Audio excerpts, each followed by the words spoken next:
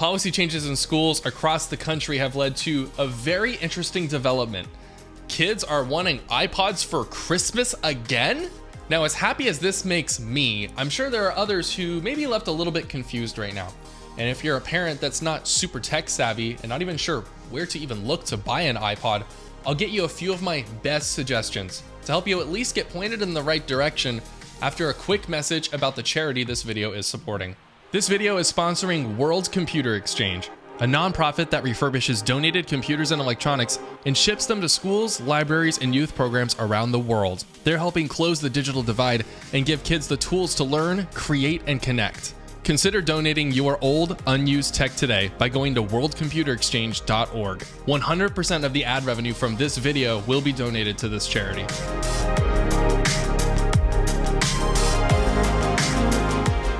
A little more detail about this legislative wave that is sweeping the nation. School districts are banning phones, not just in the classroom, but some have banned phone use on school grounds, period. Now, though the details of this ban vary from district to district, many students have found a bit of a loophole, and they're going back to the old, reliable iPod. Technically, classic iPods don't have any connectivity and are not technically phones, which is creating a new trend with the white headphone wires becoming yet again a fashion statement. However, there's a bit of a challenge here because classic iPods, not including the iPod Touch, were officially discontinued by Apple in 2017. You can't just walk into Best Buy or Target and walk out with an iPod anymore. You can buy MP3 players, all with resounding reviews as you would expect. But to get the genuine iPod experience, you have to go a little bit out of your way, but it's not that bad, I promise. Now, before you even get into buying an iPod, it's probably a good idea to figure out if you can even use it and load music onto it first. I have some really good news about that. Old iPods, as far back as you know what? I'm actually going to show you. One sec. I'm going to be a little spontaneous here and actually plug in a very old iPod into my MacBook Air, which is running the latest version of macOS, just to show you that it does actually still work. And if this dinosaur is able to still work, just about any iPod you can think of is probably going to work just fine. Now, after plugging in the iPod, going over to your Mac and going into the Finder, you'll see it just kind of show up like any other device. You can sync your music from iTunes or other sources, just like any other device, as old as the iPod mini. So it's super straightforward. Not only does it show up in Finder, but also shows up in the Apple Music app as well.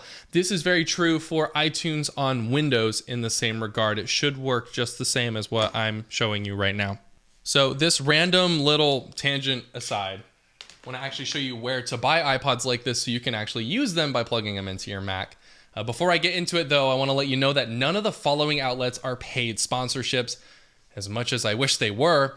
These are sites I use personally for myself and this channel, as well as other sites that I've heard really good things about that have been really helpful for other people, and I hope that they can be helpful for you as well. First up on the list, it's going to have to be eBay, and that's not going to be a big surprise to a lot of tech-savvy people. eBay is a staple in used electronics, and there's going to be a massive variety across all models and generations, as well as the best chances to get a good deal with auctions, or still really solid deals with the buy it now option. There are varied conditions from brand new to heavily used, and basically, if you want to know what it is you're trying to find, eBay probably has it, and you're going to be very happy with the results that you get. eBay also tends to have a buyer guarantee, so if something shows up and it's not what you expected it to be, they'll make things right, and the buyers themselves also tend to offer warranties, which makes it a little bit easier to kind of work one-on-one with them.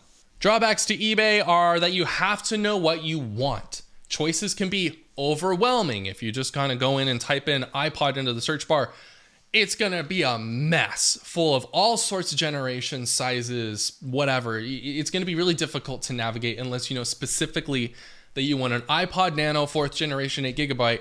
Then it's a little easy to find and you're going to narrow it down, but there isn't just kind of like a show me general iPods on eBay. That doesn't exist. There's also a chance on the condition and the description being inaccurate, and that's just kind of a risk that you're going to have to take when you buy it. Even with the warranties and the eBay buyer guarantee, it's still a bit of a hassle, and it's something that you just kind of have to keep in mind. I'll give you a quick little example of what happened to me with eBay.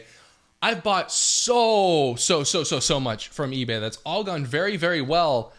There are going to be times where it doesn't go so well though. And my example here is actually an iPod Nano 4th generation, 8 gigabyte or 16 gigabyte, whichever one, I don't remember. Theoretically, this was supposed to be brand new, still in box, and I won it in auction for a whopping $42. You can already kind of see that we're off to a really interesting start. And this is kind of the eBay experience as a whole for the majority of things that you buy for like a really great price. It's going to show up looking like this. And then diving on into it a little bit deeper, you're going to see that, oh boy, it is still in box and it's not in bad shape, but this is certainly not brand new, is it? In fact, it's a little more used than I would have liked. You can kind of see it's a little bit dented up along the bottom. Not the best shape, but also not the worst shape either. And I'm still really happy with it for the price because this was my first iPod that I got for Christmas as a kid. So I'm very nostalgic about it.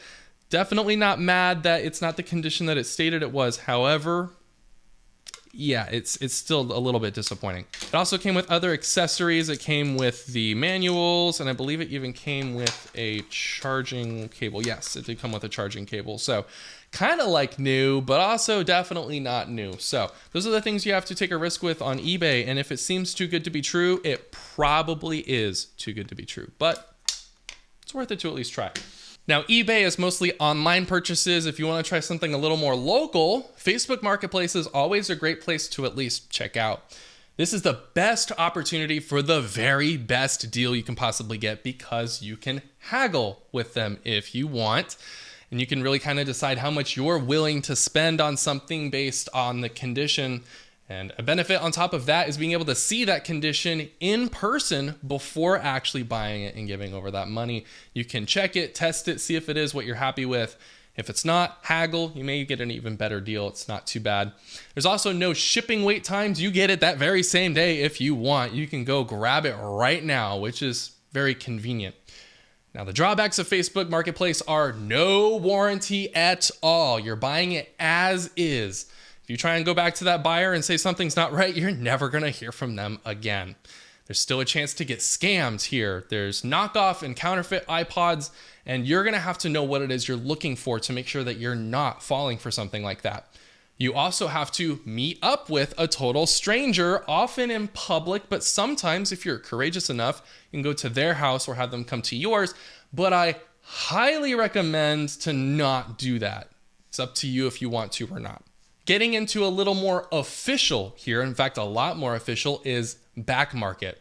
They're a very reputable brand. They have decent prices, and it's way easier to navigate with a page dedicated just to iPods. Most of their iPods are fully refurbished and come with a 30-day return policy on top of a 1-year warranty. These guys are fantastic, and if you're really looking for just a straight up, I just want an iPod and I want all of the options right in front of me, this is just a great way to go. Like everything, there's always going to be drawbacks. And while the prices are decent, they're still definitely more expensive than the other options I mentioned, or even if you wanted to go a little more back alley on the internet. If you want more customization or specialized options, you're better off going with my next and last suggestion, Elite Obsolete Electronics. EOE is still very reputable, a solid background with a history of happy customers, and there's also a 30-day return warranty in case something does go wrong. Now, these guys are the most pricey that I found, but you get a lot of really cool customization options beyond just a classic refurbishment. EOE also sells tools and spare parts if you wanted to delve into refurbishing your own iPod or maintain the iPods that you already have, which is pretty cool. Now, I've already kind of mentioned the drawbacks. The price is really difficult to get over. It is pretty expensive. And if you want to just buy your kid a vanilla iPod as close to the buying it new experience as possible, this isn't for you. Modding iPods and using third-party parts to customize always comes with the risk of having problems down the road, and that could just kind of lead to more trouble than it may be worth. Now, I've given you lots of great options here, and obviously none are as simple as walking into a store and walking out with an iPod, but I hope I gave you some ideas that are as straightforward as possible. I think my overall pick for the average parent would be Back Market. They're very reputable and the easiest to navigate throughout the process from beginning to end.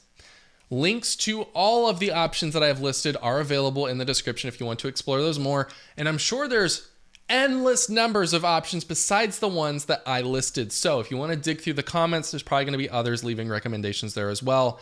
If you want to leave recommendations, go for it. I think that'd be really helpful for all of us to kind of work together on this. I do want to thank you for watching this video. I really do appreciate it. I hope that you have a really fun time shopping for the holidays.